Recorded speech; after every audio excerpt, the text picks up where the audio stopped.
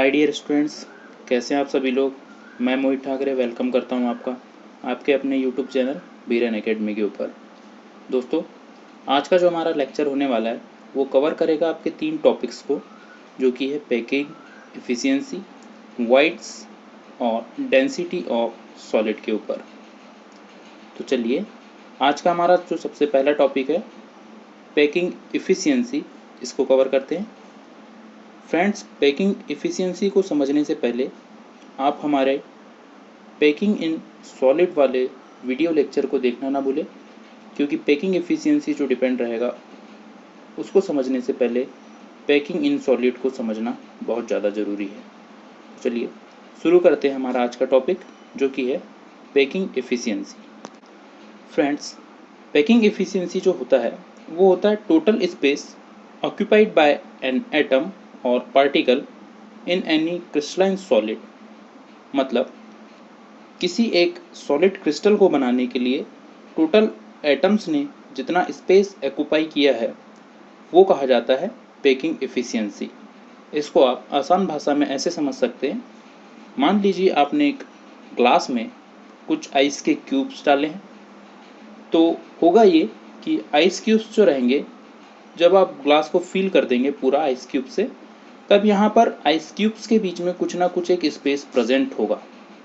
तो packing efficiency हमारा ये कहता है कि जो टोटल वॉल्यूम ऑफ ग्लास है, यानी जितना वॉल्यूम होना चाहिए ग्लास का, उसमें जितना स्पेस ऑक्यूपाइड हुआ है उन आइस के द्वारा, वही होगा हमारा पैकिंग एफिशिएंसी।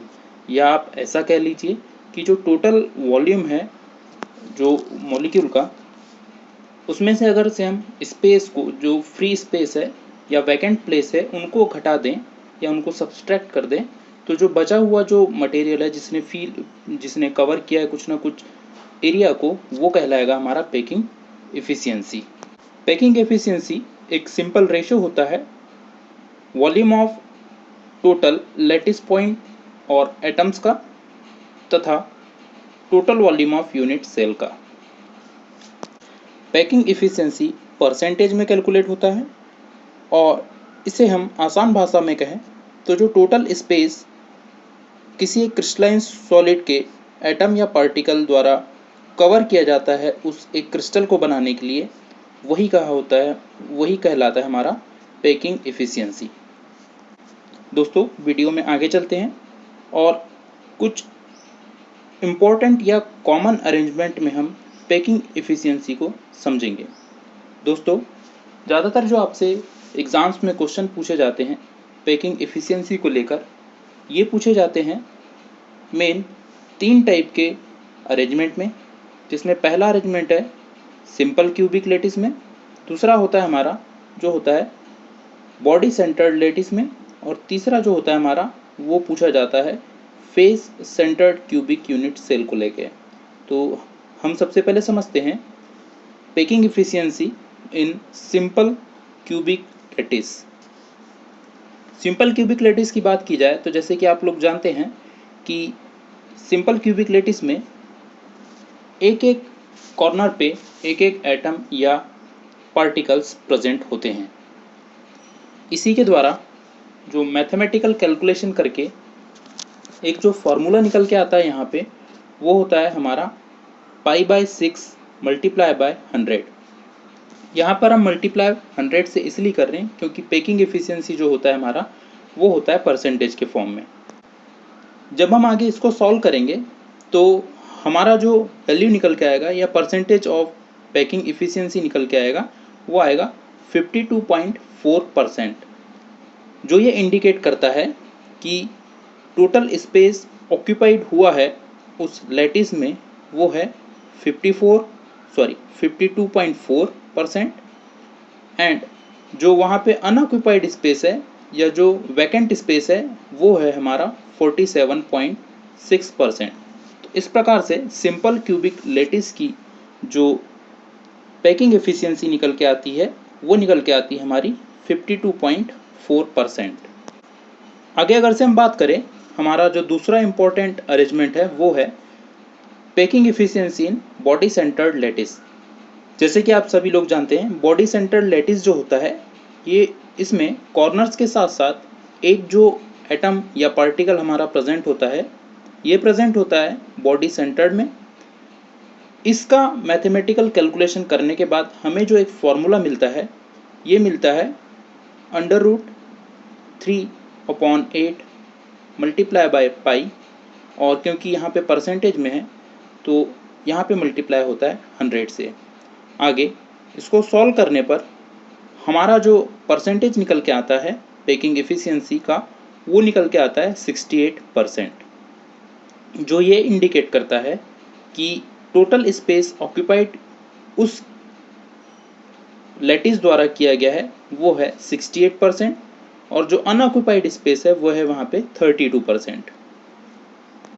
अगले हमारे अरेंजमेंट की बात की जाए तो ये होता है face centred cubic unit cell में packing efficiency. Face centred cubic unit cell में को यहाँ पर क्यूबिक क्लोज पैकिंग या सीसीपी से भी रिप्रेजेंट किया जाता है। इसका भी एक रीज़न है क्यों इसे हम क्यूबिक क्लोज्ड पैकिंग बोलते हैं, वीडियो में हम आगे समझेंगे। तो जैसे कि आप लोग को मालूम है, face centred cubic unit cell में एटम्स या पार्टिकल्स जो होते हैं ये कॉर्नर्स के साथ साथ फेसेस के सेंटर में भी प्रेजेंट होते हैं। हर फेस का जो फेस सेंटर का जो एटम है वो डायगोनली अटैच होता है अपने कॉर्नर वाले एटम या पार्टिकल से। इसके बेसिस पर, इसके अरेंजमेंट के बेसिस पर जो हमारा मैथमेटिकल कैलकुलेशन करने के बाद फॉर्मूला निकल के आता है वो निकल के आता है π/3√2, और क्योंकि परसेंटेज में होता है ये तो मल्टीप्लाई हम करते हैं 100 से। इसको सॉल्व करने पर हमारी जो वैल्यू निकल के आती है, पैकिंग एफिशिएंसी निकल के आती है परसेंटेज में, वो निकल के आती है face centred cubic unit cell के लिए 74%।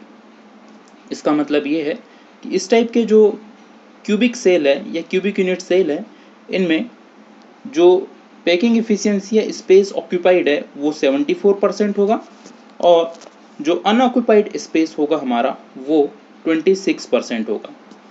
आगे हम देखें तो ऑर्डर ऑफ पैकिंग एफिशिएंसी की बात करें तो जैसे कि आप लोग ने पहले देखा कि सिंपल क्यूबिक लैटिस में सबसे कम होता है ये जो परसेंटेज पैकिंग एफिशिएंसी का, वो सेकंड आता है हमारा बॉडी सेंटर्ड का, और जो सबसे ज़्यादा यहाँ पर पैकिंग एफिशिएंसी निकल के आती है वो फेस सेंटर्ड क्यूबिक लैटिस की निकल के आती है।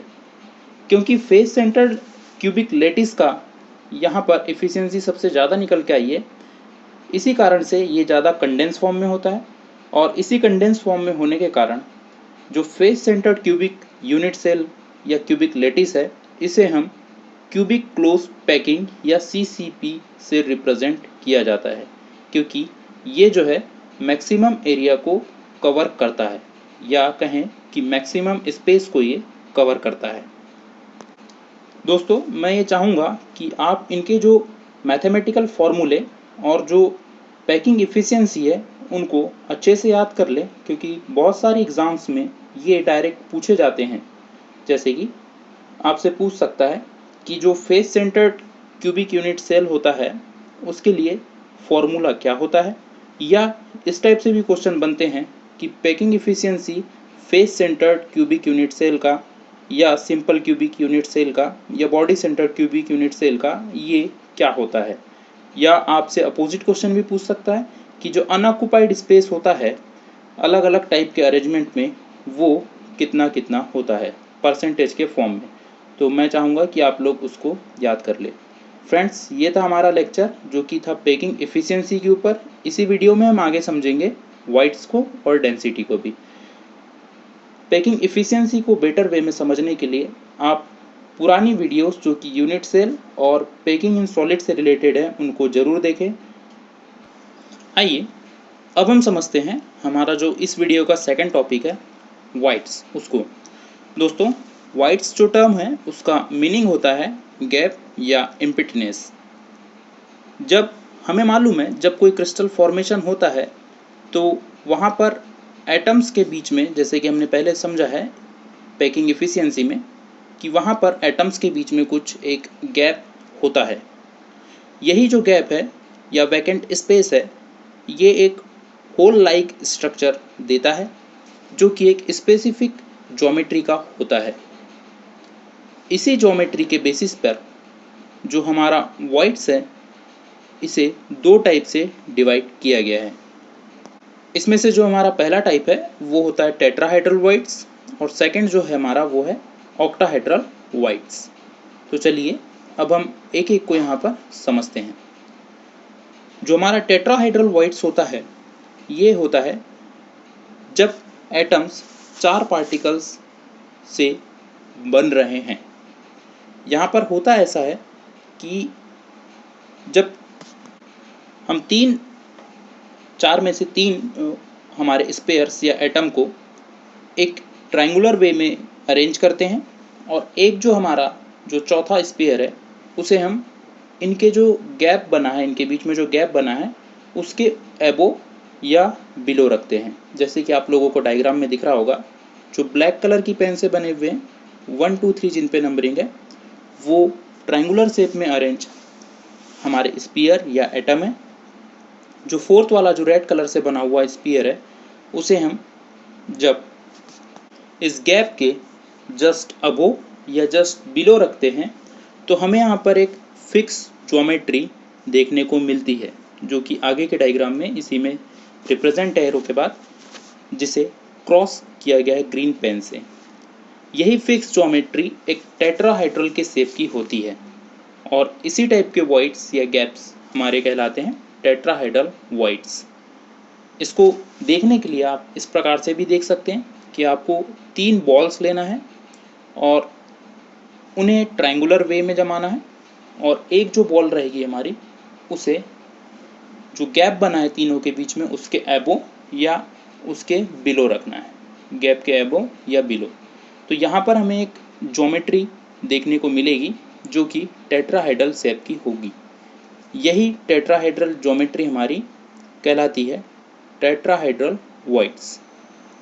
दोस्तों अगले जो हमारे वॉइड्स की बात की जाए तो अगला टाइप का हमारा सेकंड टाइप का जो वॉइड्स होता है वो होता है octahedral voids. Octahedral voids total 6 type के स्पेयर या एटम से मिलके बना होता है, जहाँ पे शुरू के 4 एटम्स को हम एक स्क्वायर वे में अरेंज करते हैं। नेक्स्ट बचे हुए 2 एटम्स को या स्पेयर को हम इनके बीच में जो 4 एटम्स के बीच में बना हुआ गैप है उसके अबो भी और बिलो भी रखते हैं। याद रखना है आप लोगों को यहाँ पर एबो में भी रखना है, यानी ऊपर भी रखना है इस गैप के, और गैप के नीचे भी रखना है। इसे आप इस तरीके से समझ लीजिए कि आपने यहाँ पर टोटल 6 बॉल्स लेना है। 6 बॉल में आपको 4 बॉल्स को एक स्क्वायर के फॉर्म में अरेंज करना है। इसमें आपको एक बीच में गैप देखने को मिलेगा। इस गैप के ऊपर आपको एक बॉल रखना है 5th नंबर की बॉल, और 6th नंबर की बॉल को गैप के या 5th वाली बॉल के जस्ट अपोजिट रखना है। तो यहाँ पर एक फिक्स ज्योमेट्री का फॉर्मेशन होता है, जैसे कि आपको ग्रीन कलर से यहाँ पर रिप्रेजेंट किया गया है।